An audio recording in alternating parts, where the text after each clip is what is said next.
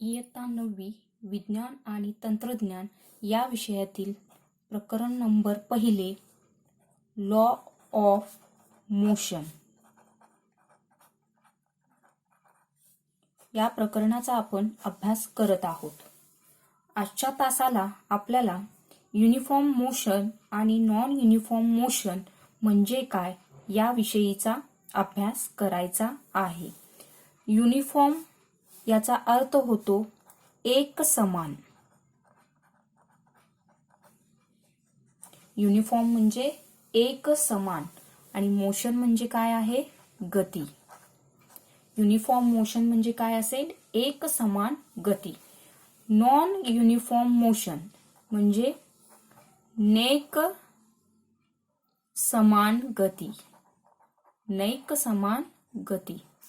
आता जास्त विचार न करता आपण एक असं लक्षात ठेवू शकतो याच्यासाठी युनिफॉर्म। आता बघा, ज्यावेळी तुमची शाळा चालू होते त्यावेळी सोमवार, मंगळवार, बुधवार, शुक्रवार, शनिवार तुम्ही काय असता, युनिफॉर्म मध्ये येता। म्हणजे सगळे कसे दिसता, एक सारखे दिसता, एक समान दिसत असता। नॉन युनिफॉर्म म्हणजे काय आहे, गुरुवारचा दिवस त्यावेळी प्रत्येक जण काय करतं, वेगवेगळे ड्रेस घालून येतं। म्हणजे इथं सगळे समान असत नाहीत। नैक समान म्हणजे काय, एक सारखे दिसत नाहीत किंवा एक सारखे असत नाहीत।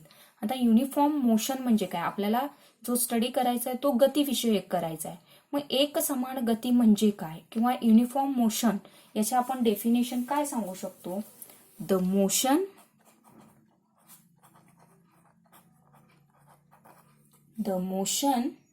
in which the object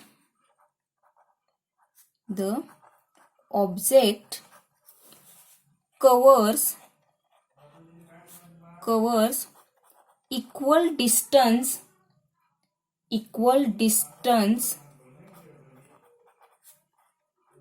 in equal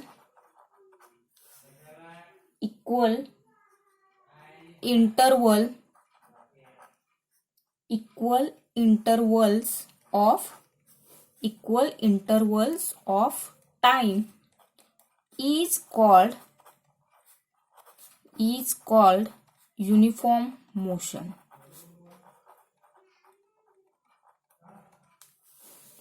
The motion in which the object covers equal distance in equal interval of time is called uniform motion.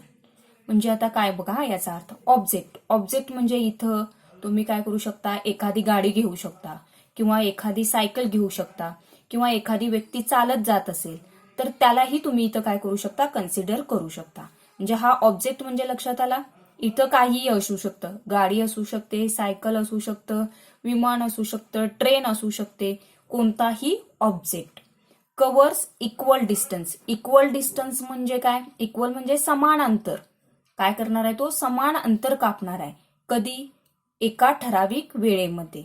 मग त्याला काय म्हटलं जातं, युनिफॉर्म मोशन। जर वस्तू समान कालावधीत, इक्वल टाइम म्हणजे काय, समान कालावधीत समान अंतर कापत असेल तर तिच्या गतीला काय म्हटलं जातं, एक समान गती। जर वस्तू समान कालावधीत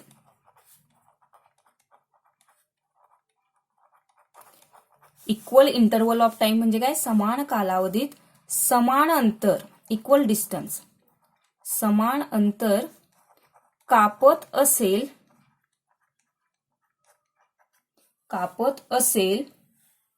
तर तिच्या गतीला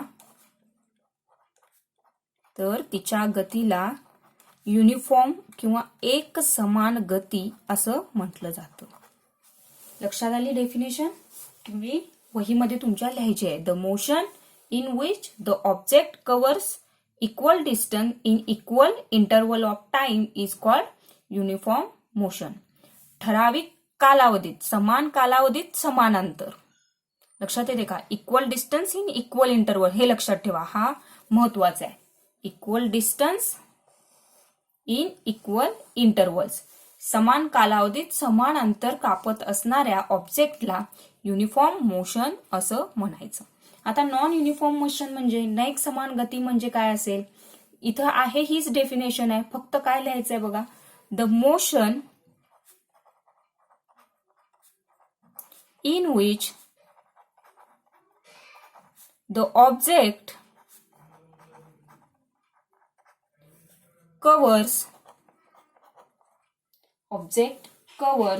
unequal distance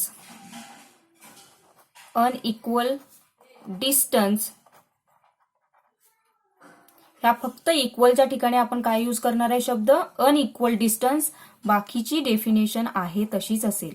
unequal distance in equal interval of time. Unequal interval of time is called non-uniform motion.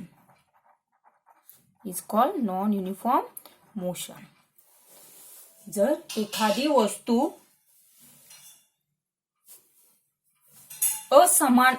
समान कालावधीत असमान अंतर कापत असेल तर तिच्या गतीला काय म्हटलं जातं?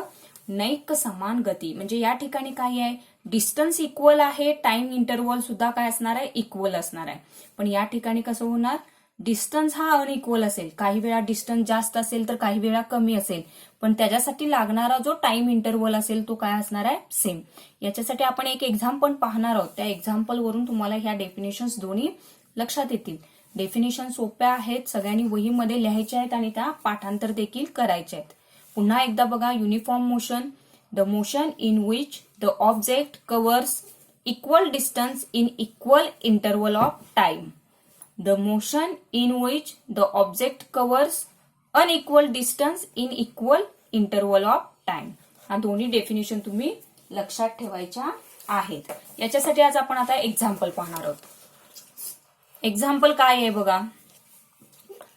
अमर, Akbar and Anthony are travelling in different cars with different velocities.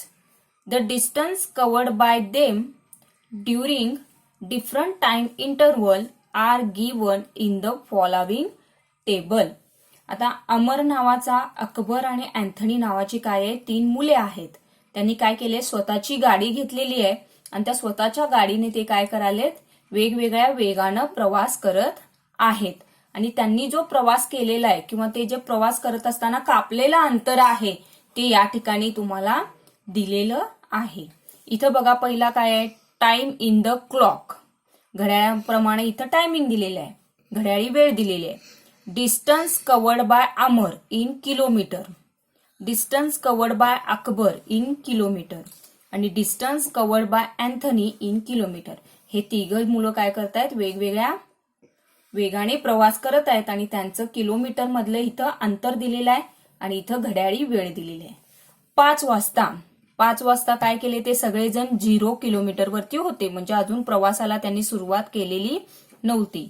5:30 वाजता काय झालं? अमर 20 किलोमीटर अंतर गेलेला आहे, अकबर 18 किलोमीटर अंतरावरती गेलेला आहे आणि अँथनी 14 किलोमीटर अंतरावरती गेलेला आहे. पुन्हा बघा, 6 वाजता अमर 40 किलोमीटर अंतरावरती गेलेला आहे, म्हणजे पुन्हा त्यानं काय केलं? 20 पासून 40 पर्यंत गेला, म्हणजे त्यानं किती किलोमीटर अंतर कापलं? 20 किलोमीटर अंतर कापलेलं आहे अर्धा तासाला. अकबरनं काय केलेलं आहे? 18 पासून तो किती किलोमीटर गेलेला आहे? 36, म्हणजे यानं किती किलोमीटर अंतर कापलेलं आहे? 18 किलोमीटर कापलेलं आहे. आणि अँथनीनं किती अंतर कापलं? 14 किलोमीटर.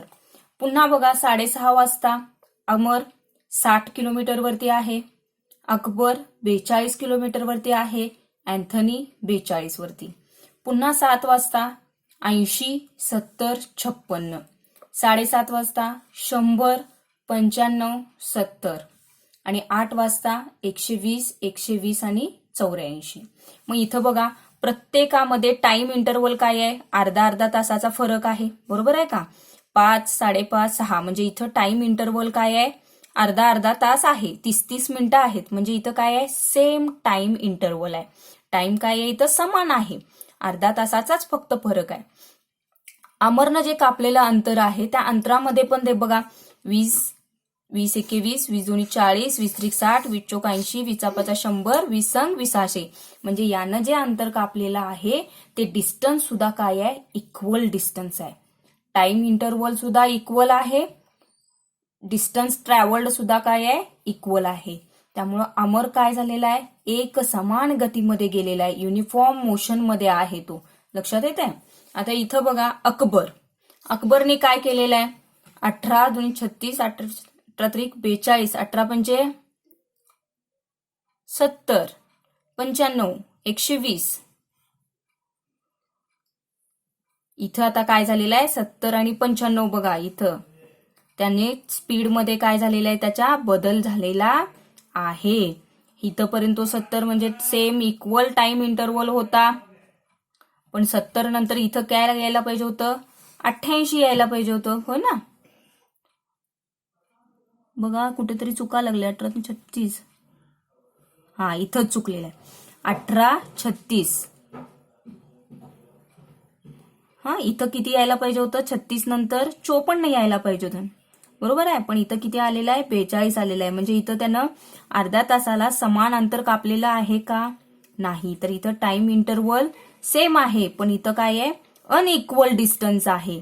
त्यामुळं अकबरनं काय केलेलं आहे, नॉन युनिफॉर्म लिनियर मोशन मध्ये आहे तो. आणि अँथनी पण बघा, तुम्ही आता मला अँथनीचं तुम्ही मला सेंड करायचं आहे, युनिफॉर्म मोशन मध्ये आहे की नॉन युनिफॉर्म मोशन मध्ये, हे दोन्ही लक्षात आलं का. इथं टाइम इंटरवल समान आहे, डिस्टन्स सुद्धा इक्वल आहे, त्यामुळे ही युनिफॉर्म मोशन असेल. अकबरसाठी टाइम इंटरवल इक्वल आहे, पण त्याचा जो डिस्टन्स आहे तो डिस्टन्स काय आहे, अनइक्वल असल्यामुळं ही काय आहे, नॉन युनिफॉर्म मोशन आहे. आणि अँथनीसाठी जे आहे ते तुम्हाला होमवर्क असेल आणि सगळ्यांनी मला होमवर्क करून सेंड करायचं आहे. तुम्ही या ठिकाणी परत वाचू शकता. Use your brain power. या ठिकाणी तुम्हाला दिलेलं आहे, what is the time interval between the noting of distance made by Amar, Akbar आणि अँथनी यांनी प्रवास करत असताना नोंदवलेल्या अंतरातील कालावधी किती आहे. 20 किलोमीटर आहे, इथं 18 किलोमीटर आहे आणि इथं 14 किलोमीटर आहे. Who has covered equal distance in equal time interval. ठराविक कालावधीत सारखे अंतर कोणी पार केले, याचं आन्सर लिहायचं आहे तुम्हाला. Are all the distance covered by Akbar in the fixed time intervals the same. अकबरने ठराविक कालावधीत कापलेले अंतर सारखेच आहे का. याची सोपी आहेत सगळी उत्तरं, सगळ्यांनी वाचायचं आहे आणि ती उत्तरं मला पाठवायची आहेत. उद्यासाठी हा तुमचा होमवर्क असेल.